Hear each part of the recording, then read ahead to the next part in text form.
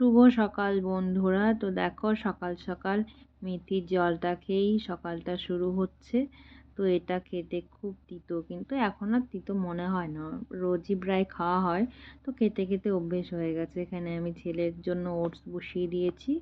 আগে কিছু dry fruits আমি রাতের বেলা ভিজিয়ে রাখি, মানে যেমন কাজু আর আমন্ড, বাদাম, আখরোট, এইগুলো ভিজিয়ে রাখি। সকালবেলা খোসা ছাড়িয়ে একটু চাকু দিয়ে টুকরো করে কেটে নিয়ে আর কি এই ওটসের ভেতরে দিয়ে দিই। তো দেখো ওটসটা বসিয়ে দিয়েছি, অন্যদিকে ভাতও বসিয়ে দিচ্ছি। আমি একটু এগুলো একসাথে করে নিই, না হলে একা একা তো আমি পেরে উঠি না ছেলেকে নিয়ে। এবার সকালে খাবার জন্য আমি 3টে ডিম সেদ্ধ দিয়ে দিচ্ছি। এবার ছেলের ওটসটাও হয়ে গেছে, এবার এটাকে আমি নামিয়ে নেবো। তো তোমরা সকালবেলা কে কি খাও সেটা জানিও আমাকে। আমি আজকে শুধু ডিম সেদ্ধই খাবো সকালে ব্রেকফাস্টে।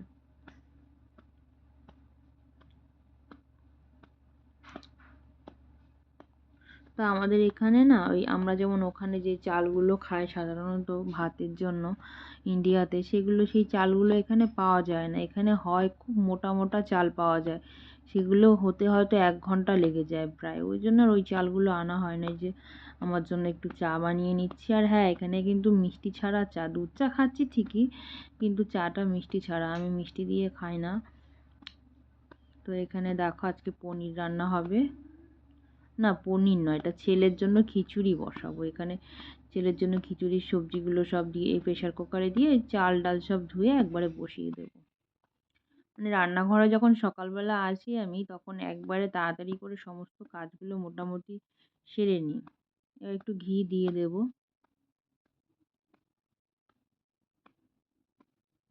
আরও কিছু টুকটাক মানে লবণ, হলুদ এইসব দিয়ে এবার প্রেশার কুকারে এটা বসিয়ে দেবো আস্তে করে দিয়ে, মানে একদম কমিয়ে দিয়ে 3টে সিটি দিয়ে নামিয়ে নেবো। তার মধ্যে ছেলেও ঘুম থেকে উঠে পড়েছে, এবার ওকে একটু ফ্রেশ করে নিচ্ছি।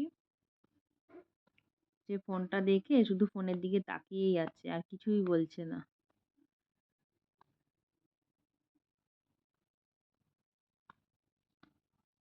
দেখো কিচ্ছু জানে না, এখন ফোনটা সামনে রয়েছে তো তার জন্য সে কিছুই জানে না। তো এবার আমি চাটা নিয়ে আমি একটু বসে গেলাম, চাটা খেয়ে নিই একটু। তো এইরকম ডুবিয়ে ডুবিয়ে চায়ের ভেতরে খেতে তো খুব ভালোই লাগে। তোমরা কে কে এরকম খাও আমাকে জানিও।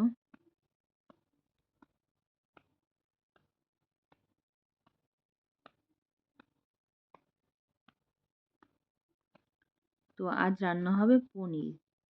পনির, চিংড়ি মাছ, মানে পনিরের জন্য এখানে আমি সবজি কেটে নিয়েছি।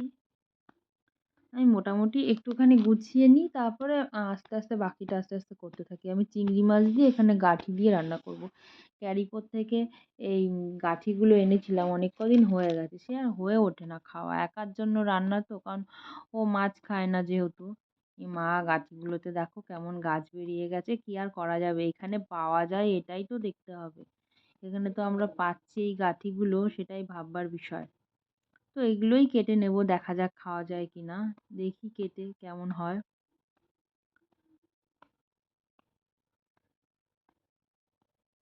সবগুলো গাঁটিতেই দেখো গাছ বেরিয়ে গেছে। তো এইদিকে আমি তরকারিটা বসিয়ে দিচ্ছি পনিরের, আলুগুলো একটু ভেজে নেব।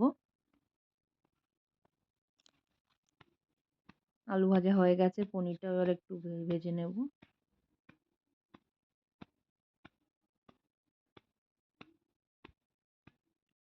আলু পনির দুটোই ভেজে নেওয়া হয়ে গেছে।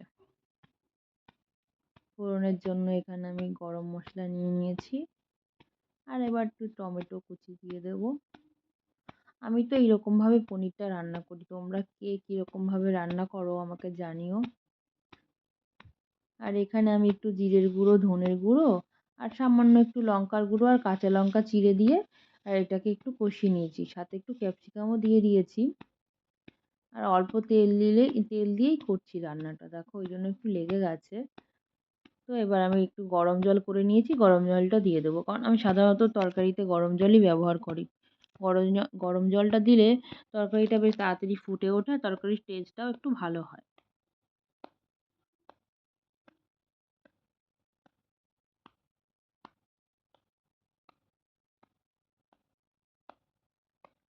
দেখো গাঁঠিগুলোকে কেটে নিয়েছি আর এখানে চিংড়ি মাছগুলোতে নুন হলুদ মাখিয়ে নিয়েছি। এদিকে তরকারিটাও প্রায় হয়ে এসেছে, মানে ঝোলটা একটু ফুটে গেছে। এবার পনিরটা দিয়ে দিলাম।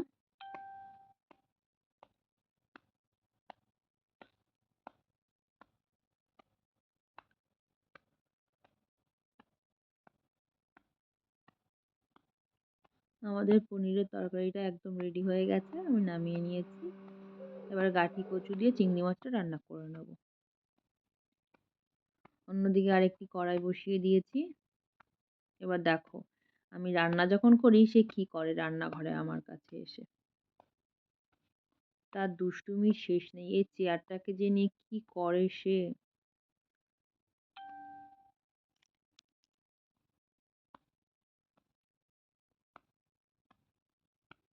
কড়াইটা গরম হয়ে গেছে, এবার এর ভেতরে একটু সর্ষের তেল দিয়ে দেব।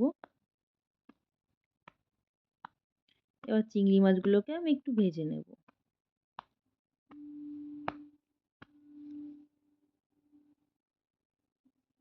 এখানে বেশি করে ভাজবো না চিংড়িটা, কোনো রকম একটু ভেজে নেব।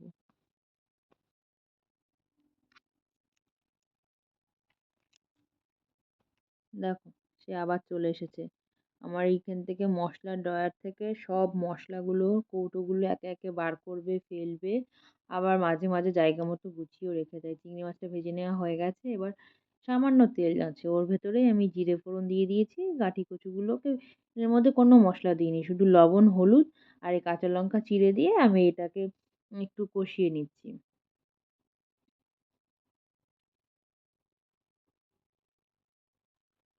গাঁঠি কচুটা একটু ভেজে ভাজা ভাজা মতন হয়ে গেছে। এবার এর ভেতরে একটু গরম জল দিয়ে দেবো।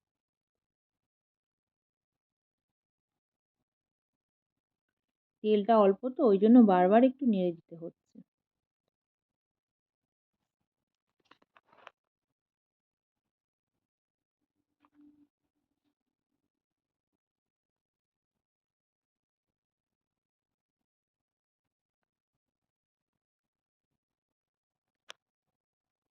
তো এবার চিংড়ি মাছগুলোকেও দিয়ে দেবো। আমার তরকারি রেডি হয়ে গেছে। এবার দেখো ছেলের বোতলগুলোকে, ছেলে দুধ খায় সেই বোতলগুলো মানে আগে অনেকগুলো একসাথে জমিয়ে নিয়ে তারপরে একবারে ধুয়ে ফেলি। কারণ মানে আগে থেকেই একটা একটা করে ধুয়ে রেখে দিই। তারপরে লাস্ট বার আবার আরেকবার করে সব বোতলগুলো ধুয়ে স্টেরিলাইজ করতে দিয়ে দিই। এই যে স্টেরিলাইজ মেশিনের ভেতরে এবার এগুলোকে গুছিয়ে গুছিয়ে দিয়ে দেবো। এই উপরের তাক, এই নিচের তাকটাতে বোতলগুলোকে উল্টো করে দিয়ে দেবো। তারপরে উপরের তাকটাতে যে মুখ বা নিপিল যেগুলো আছে ওগুলোকে ওপরে দিয়ে দেবো। আর এই নিচে একটু গরম জল থাকবে, সেটাতে স্টেরিলাইজ হয়ে যাবে।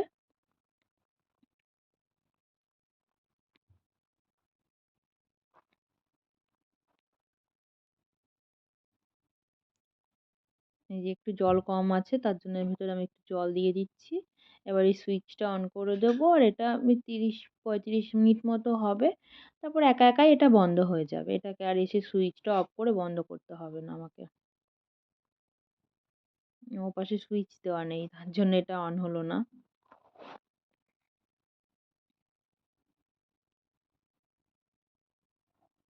এই বোতলগুলো স্টেরিলাইজ হয়ে একদম জল টেনে নেবে, মানে শুকিয়ে যাবে, শুকনো করে দেবে।